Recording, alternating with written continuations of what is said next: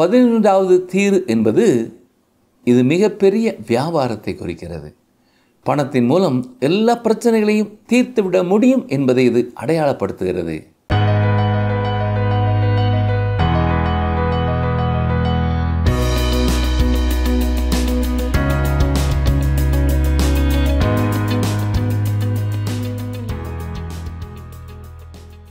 வேத ஆராய்ச்சி பாடங்களுக்காக காத்து கொண்டிருக்கிற அன்பர்களை இயேசு கிறிஸ்துவின் நாமத்தினாலே வாழ்த்தி வரவேற்கிறோம். நாம் ஏசாயா தீர்க்கதரிசன புத்தகத்திலிருந்து பாடங்களை கற்று வருகிறோம். நீங்கள் அதை குறிப்பு எழுதி வருகிறீர்கள் என்று நினைக்கிறோம். இந்த நாளின் பாடத்திற்காக வேத புத்தகத்தை ஏசாயா 23ஆம் அதிகாரத்தை எடுத்து வைத்துக் கொள்ளுங்கள். அதற்கு முன்பாக நாம் கடந்த பாடத்திலே கற்றுக்கொண்ட சத்தியங்களில் சிலதை நாம் திரும்பி பார்ப்போமா? கடல் வனாந்தரத்தின் பாரம் என்பது பாபிலோனை குறிக்கிறது. தூமாவின் பாரம் என்பது ஏதோமை குறிக்கிறது. அதற்கு அமைதி, புயல் என்ற பொருள்கள் உண்டு. அரேபியாவின் பாரம் இந்த பகுதிகள் எல்லாம் இஸ்ரவேல் தேசத்திற்கு எதிரிகளாக இருந்தவர்கள் என்றும், பாவம் தன்னுடைய பணியை செய்வதிலே என்றும் ஓய்வதில்லை. மனித வரலாற்றிலே இது தொடர்கிறது. இது கிரியை செய்து கொண்டுதான் இருக்கிறது என்றும், ஆண்டவர் நமக்கு கொடுத்திருக்கும் வருமானத்திலும் அலுவலக பொருளாதாரத்திலும் நாம் உண்மையாய் இருக்கவே நம்மை அழைத்திருக்கிறார் என்றும் கற்றுக்கொண்டோம். இன்றும் நாம் அதனை தொடர்ந்து ஒவ்வொரு தேசத்தை குறித்த பாரத்தை குறித்த விளக்கம் என்ன, தீருவை குறித்த பாரம் என்ன, பூமியின் மீது வர இருக்கும் இறுதி நியாய தீர்ப்பு எப்படி இருக்கும் என்பதை கற்றுக்கொள்ள தொடர்ந்து எங்களுடன் இணைந்திருங்கள். இந்த நிகழ்ச்சியிலே நாம் 11வது பாரத்தை பார்க்க இருக்கிறோம். இது தேசங்களை குறித்த பாரங்களில் இறுதியானதாகும். இது இஸ்ரவேல் தேசத்தை சுற்றியுள்ள பகுதிகளிலே தேவனால் உண்டானது. இந்த நாடுகள் நியாய தீர்ப்படைந்ததின் மூலம் அவை நமக்கு எடுத்துக்காட்டுகளாகிவிட்டன. தேவன் வெறுக்கிற காரியங்கள் நமக்கு அதன் மூலம் தெரிவிக்கப்படுகின்றன. நாம் இதுவரை சிந்தித்த அந்த 11 நாடுகளை பற்றியும் அவைகள் நமக்கு என்ன அறிவிக்கின்றன என்பதை பற்றியும் சற்றே நினைவிற்கு கொண்டு வருவோம். பாபிலோன் மூட பழக்க வழக்கத்தையும் உருவ வழிபாட்டையும் அடையாளப்படுத்துகிறது. நம்முடைய விக்கிரகம் எது தெரியுமா? தேவனை வைக்க வேண்டிய இடத்திலே எதை வைக்கிறோமோ அதுவே நமக்கு விக்கிரகம். சிலருக்கு அது பொருள் ஆசையாயிருக்கலாம், சிலருக்கு அது பண ஆசையாயிருக்கலாம். ஒவ்வொருவருடைய வாழ்க்கையிலையும் தேவனுக்கு கொடுக்க வேண்டிய முக்கியத்துவத்தை நாம் எதற்கு கொடுக்கிறோமோ அதுவே நமது விக்கிரகம். பொருளாசையினாலே பாதிக்கப்பட்டவர்கள் பொருட்களை அதிகம் சேர்க்க வேண்டும் என்ற விருப்பமும் அதற்காகவே முழு மூச்சாக ஈடுபடுவதையும் நாம் பார்க்கலாம். இரண்டாவதாக பாலஸ்தீனம். பாலஸ்தீனம் என்பது உண்மையான பக்தியிலிருந்து வீழ்ச்சியுற்ற நிலைமையை குறிக்கிறது. இப்படிப்பட்ட நிலை இன்று அநேக சபைகளிலே காணப்படுகிறது. அவர்கள் எல்லாவற்றையும் பாரம்பரியமாகவே சடங்காச்சாரமாகவே செய்வார்கள். அவர்கள் தேவனை முழுவதும் நம்புவதில்லை. வெளிப்பிரகாரமாக அவர்கள் தேவ பக்தி உள்ளவர்கள் போல தோன்றினாலும் அவர்கள் செயல்களிலே மாற்றம் காணப்படாது. மூன்றாவதாக மோவாப். மோவாப் என்பது பக்தியின் வேஷம் தரிப்பதை நமக்கு வெளிப்படுத்துகிறது. பக்தி உள்ளவர்கள் போல காணப்பட்டு அதன் வல்லமையை மறுதளிக்கிறவர்களாக காணப்படுவார்கள். இன்று நாமும் இந்த 3 விதமான பக்தியிலே ஏதாவது ஒன்றிலே காணப்படுகிறவர்களாக இருக்கிறோமா என்பதை சிந்தித்து பார்க்க வேண்டும். நான்காவதாக தமஸ்கு. தமஸ்கு என்பது ஒத்துப்போகுதலை குறிக்கிறது. இன்று அநேகர் தேவ பிள்ளைகள் என்று அழைக்கப்படுகிறவர்கள், ஆனால் அவர்கள் உலகத்தோடு ஒத்துப்போகிறவர்களாக காணப்படுகிறார்கள். அதே வேளையிலே உண்மையுள்ள சில தேவ பிள்ளைகளுக்காக நாம் கர்த்தரை துதிக்க வேண்டும். அவர்கள் வாழ்க்கையின் எந்த பகுதியிலேயும் எந்த ஒரு கலப்படமும் இல்லாதவர்கள். ஐந்தாவதாக எத்தியோப்பியா. எத்தியோப்பியா என்பது ஊழியத்தை குறிக்கிறது. நாம் தேவனுடைய ஊழியத்தை பறவையைப் போல துரிதமாக சென்று அறிவிக்க கடமைப்பட்டுள்ளோம். ஆறாவதாக எகிப்து. எகிப்து என்பது உலகத்தை குறிக்கிறது. இஸ்ரவேல் தேசம் எகிப்தை விட்டு விலகி இருக்க வேண்டும் என்றே கர்த்தர் எச்சரித்திருக்கிறார். ஆபிரகாமுடைய வாழ்க்கையிலேயும் அவன் எகிப்திலே பிரச்சனைக்குள்ளே மாட்டிக்கொண்டான் என்பதை நாம் வேதத்திலே பார்க்கிறோம். நமக்கும் உலகத்திலே அன்பு கூறாதீர்கள் என்ற கட்டளையை கர்த்தர் கொடுத்திருக்கிறார். பெர்சியா, அதாவது பாபிலோன் என்பது ஆடம்பரத்தை குறிக்கிறது. இன்றைய நாட்களிலே மக்கள் எவ்வளவாக ஆடம்பரத்தை விரும்புகிறார்கள் என்பதை விழாக்களிலே நாம் தெளிவாக காண முடியும். எட்டாவதாக ஏதோம். ஏதோம் மாம்சத்தை குறிக்கிறது. இன்று அநேகர் மாம்சத்திற்கு அடிபணிந்து அதற்கு ஊழியம் செய்கிறார்கள். 9வதாக அரபியா. அரபியா என்பது போரை குறிக்கிறது. இந்த உலகத்திலே 2 விதமான கூட்டங்கள் காணப்படுகிறது. ஒன்று கழுகு, மற்றொன்று புறா. 2 கூட்டத்தாரும் உலகத்தாரே. இருவரில் கழுகு கூட்டத்தார் சண்டையிடுகிறவர்களாயும் புறா கூட்டத்தார் சமாதான குழுவாகவும் காணப்படுகிறார்கள். இவர்கள் இருவரில் சமாதான குழுவில் உள்ளவர்கள் எந்தவிதம் வித்தியாசமானவர்கள் என்றால், அவர்கள் நாங்கள் சமாதானத்திற்காக இருக்கிறோம் என்று சொல்வார்கள். ஆனால் சமாதானத்தை நிலைநாட்டுவதற்காக சண்டையிடவும் தயங்க மாட்டார்கள். தரிசன பள்ளத்தாக்கு என்பது எருசலேமை குறிக்கிறது. இது சமயத்தை அல்ல, அரசியலை அடையாளப்படுத்துகிறது. அநேகர் அரசியல் மூலமாக உலக பிரச்சனைகளுக்கு தீர்வை கண்டுவிட முடியும் என்று நினைக்கிறார்கள். 11வதாக தீரு என்பது, இது பெரிய வியாபாரத்தை குறிக்கிறது. பணத்தின் மூலம் எல்லா பிரச்சனைகளையும் தீர்த்துவிட முடியும் என்று நம்புவதை இது அடையாளப்படுத்துகிறது. ஆனால் பணம் உலகில் உள்ள பிரச்சனைகளை தீர்க்கவில்லை என்பதை நாம் அறிந்திருக்கிறோம். பணம் உள்ளவர்களும் ஏழைகளும் தேவனுக்கு தூரமானவர்களே காணப்படுவதனால் பிரச்சனைகள் தீர்க்கப்படாமலேயே இருக்கிறது. இயேசு கிறிஸ்து ஒருவரே இந்த பிரச்சனைகளுக்கெல்லாம் தீர்வை கொண்டு வர முடியும். அவர் ஒருவரே ஏழைகளை நேசிப்பவர். அவர்களுக்கு எப்படி உதவ முடியும் என்பதை அவர் ஒருவரே அறிந்திருக்கிறார். நாம் இப்பொழுது தீர்வின் பாரத்தை பார்ப்போம். தீர்வும் சீதோனும் பொய்னேஷியர்களின் 2 பெரிய நகரங்கள். சீதோன் என்பது தாய் நகரம். ஆனால் வெகு சீக்கிரத்திலே தீரு என்ற மகள் பட்டணம் செல்வச் செழுமையாலும் பெருமையாலும் அதை தாண்டி சென்று விட்டது. பொய்னீஷியாவின் கப்பல்கள் மத்தியதரை கடல் பகுதியில் உள்ள எல்லா துறைமுகங்களுக்குள்ளும் நுழைந்து வியாபாரம் செய்தன. இந்த தேசத்து கப்பல்கள் இங்கிலாந்திலிருந்து ஏராளமான தகரத்தை கொண்டு வரும். இந்த தேசத்து ஜனங்கள் மிகவும் முன்னேறுகிறவர்களும் தீவிரமானவர்களும் ஆவார்கள். இவர்கள் வட ஆப்பிரிக்காவில் உள்ள கார்த்தேஜ் என்ற இடத்தில் வந்து குடியேறினார்கள். இந்த கார்த்தேஜ் ரோமாபுரிக்கு பரம எதிரியானதாகும். கோரேஸ் தீர்வுடன் வியாபாரம் செய்து நல்ல செழுமையை நாட்டிற்கு சேர்த்தார். பொய்னீஷியர்கள் தர்ஷீஸ் போன்ற இடங்களிலும் வாணிப மையத்தை ஏற்படுத்தினார்கள். யோனாவின் சரித்திரத்திலே அவன் தர்ஷீஷுக்கு ஓடிப்போனதை குறித்து வாசித்து பார்க்கிறோம். இந்த நகரம் ஸ்பெயினின் தென் கடற்கரை ஓரமாக அமைந்திருக்கிறது. இந்த நகரத்தை தோற்றுவித்தது யார்? பொய்னீஷியர்கள்தான். அதேபோன்று இவர்கள் எழுத்துக்களையும் கண்டுபிடித்தார்கள் என்கிற விஷயம் நம்முடைய ஆர்வத்தை தூண்டுகிறதாயிருக்கிறது. ஈராம் என்ற தீர்வின் ராஜா தாவீதின் மிகவும் நெருங்கிய நண்பன். நாம் எசேக்கியேல் 26ஆம் அதிகாரத்திலே தீர்வை குறித்த விசேஷித்த தீர்க்க தரிசனங்களை காண முடியும். இந்த தீர்க்க தரிசனங்கள் யாவும் அப்படியே நிறைவேறின. இந்த தீரு பட்டணம் பாபிலோனால் அழிக்கப்பட்டு சிறைப்பிடிக்கப்பட்டு போவார்கள் என தேவன் கூறினார். தேவன் கூறிய வண்ணமே யூதாவைப் போல இதுவும் 70 ஆண்டுகள் பாபிலோனுக்கு சிறைப்பட்டு போயிற்று. பிறகு யூதாவைப் போன்று இதுவும் தன் தேசத்திற்கு 70 ஆண்டுகளுக்கு பின்பு திரும்பிச் சென்று பழைய நகர அமைவிடத்திலிருந்து 1/2 மைல் தொலைவிலே மீண்டும் நகரை கட்டினார்கள். அழிந்து போன பழைய நகரத்தின் மண்ணும் அதில் இராதபடிக்கு விலக்கி போடப்படும் என்று எசேக்கியேல் 26:4 தேவன் கூறியது போல இந்த தீர்க்க தரிசனம் நிறைவேறிற்று. பின்னாளில் மகா அலெக்சாண்டர் இந்த பழைய நகரத்தின் அழிவின் பகுதியிலே ஒரு உயர்ந்த நடைபாதையை அமைத்தார். இதனால் அந்த தீர்க்க தரிசனம் நிறைவேறிற்று. இவர் அந்த புதிய நகரோடு போர் புரிவதற்காக இந்த பாதையை அமைத்தாராம்.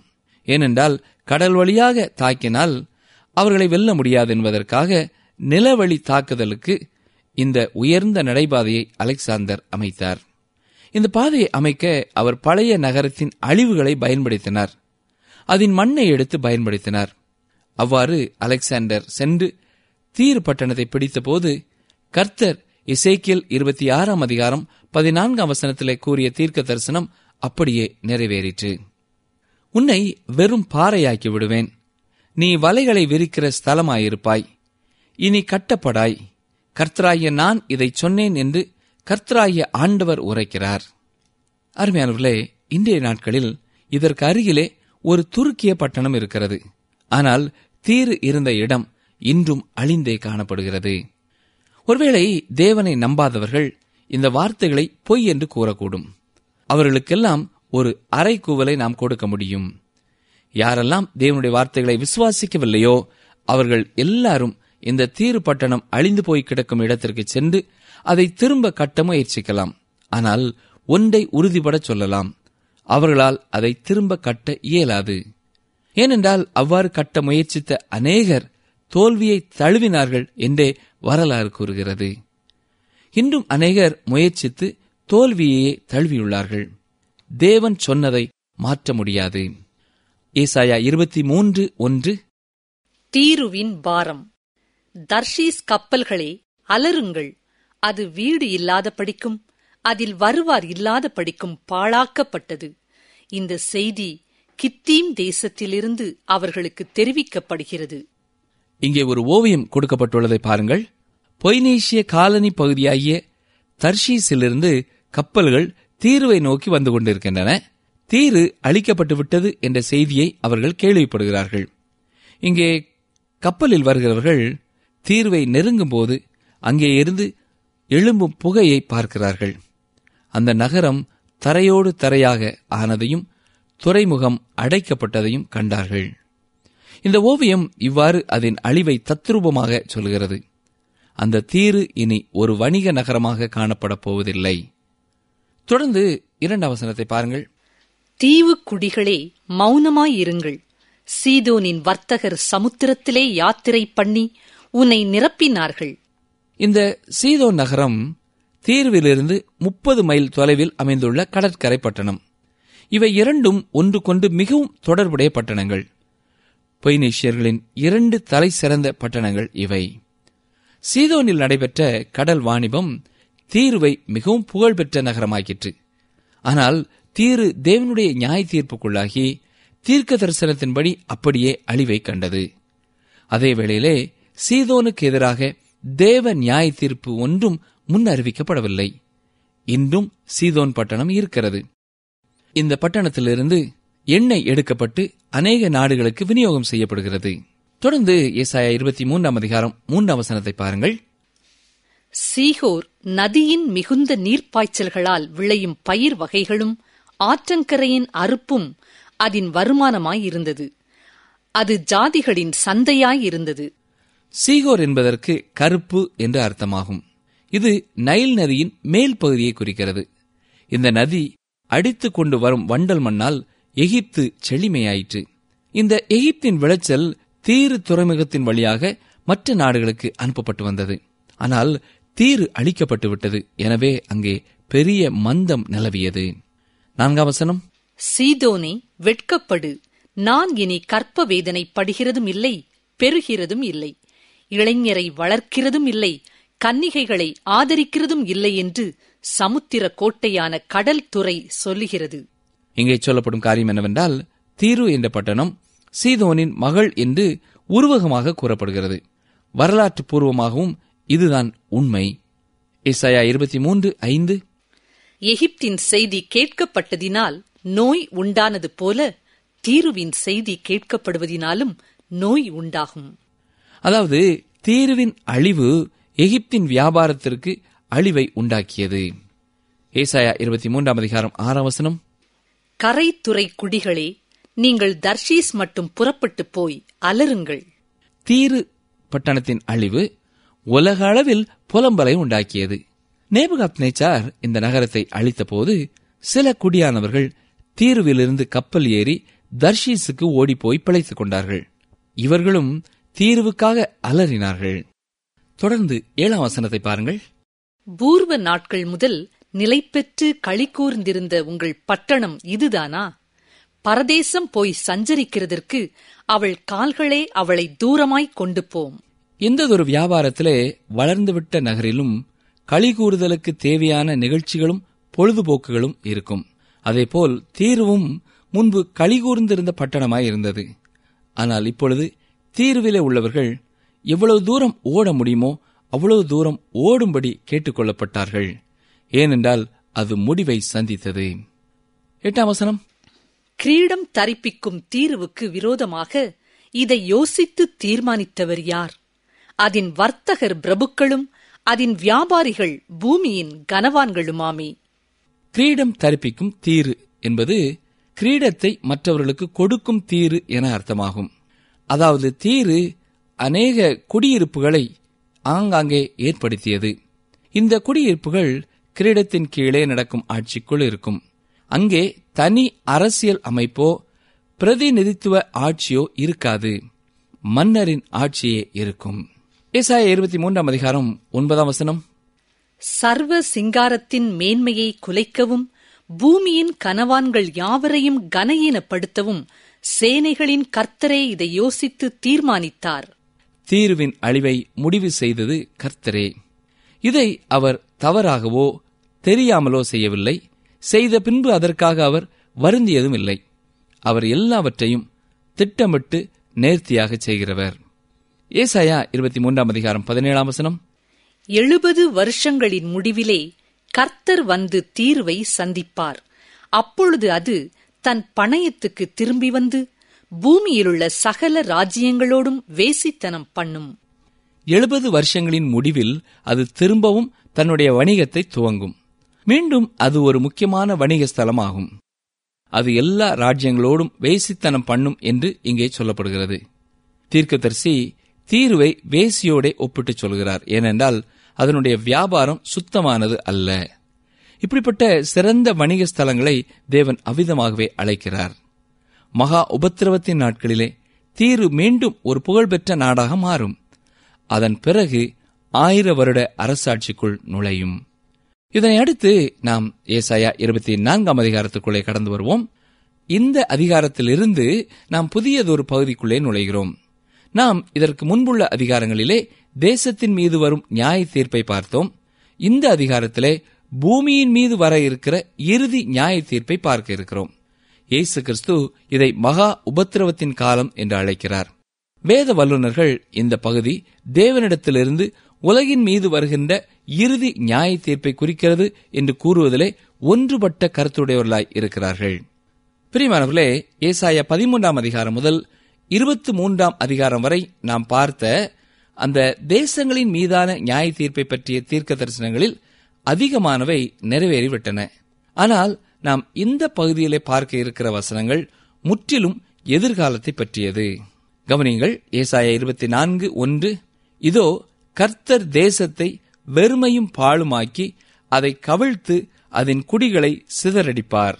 தேசத்தை என்று சொல்லப்படுகிற வார்த்தை சில வேதாகமங்களில் பூமி என்று கொடுக்கப்பட்டுள்ளது. மூல பாஷையிலே பார்ப்போம் என்றால் எபிரேய மொழியிலே இது தேசத்தையும் பூமியையும் குறிக்கிற சொல்லாய் இருக்கிறது. இந்த அதிகாரத்தில் சொல்லப்படுகிற கருத்தின் அடிப்படையிலே பார்க்கும்போது பூமி முழுவதையும் குறிக்கிற சொல்லே இந்த பகுதிக்கு சரியாக பொருந்தும். ஏனென்றால் நியாய தீர்ப்பு இஸ்ரவேலுக்கு மட்டுமல்ல முழு உலகத்திற்கும் வருகிறதா இருக்கிறது.